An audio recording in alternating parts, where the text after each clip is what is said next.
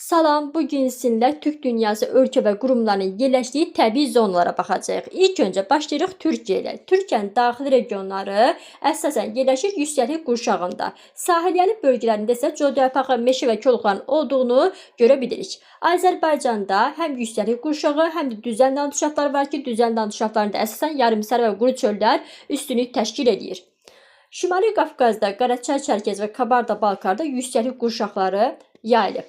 Volqa boyunda yerləşən Çuvaş, Tatarstan və Başqırtostana baxsaq, Çuvaş və Tatarstanda qarışıq meşələr, Başqırtostanda isə həm qarışıq meşələr, həm də sarı rənglə görə bilirik ki, bu ərazidə çöllər də az bir qismdə yayılıb.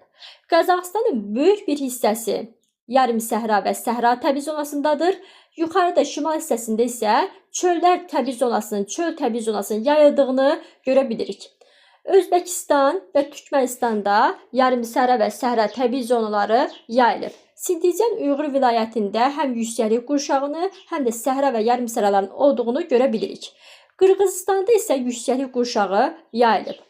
Altay, Tıva və Xakasiyaya baxdığımız zaman Altayda həm çöllər, həm də yüksəklik qurşağı, Tıvada isə həm yüksəklik qurşağı, həm də səhra və yarımsəralar təbii zonası, Xakasiyada isə yüksəklik qurşağının yayıldığını görürük. Və ən sonda Saxa-Yakutiyaya baxdığımız zaman görürük ki, ən çox təbii zonalar, təbii landşaftlar Saxa-Yakutiyadadır. Yüksəklik qurşağı, sonra tayqa, yəni iynəyapaqlı meşələr zonası, tundra və arktik səhraların yayıldığını görə bilərik. Yüksəklik qurşağı həmçinin bu hissədə Verxoyansk silsiləsi olan ərazidə də mövcuddur.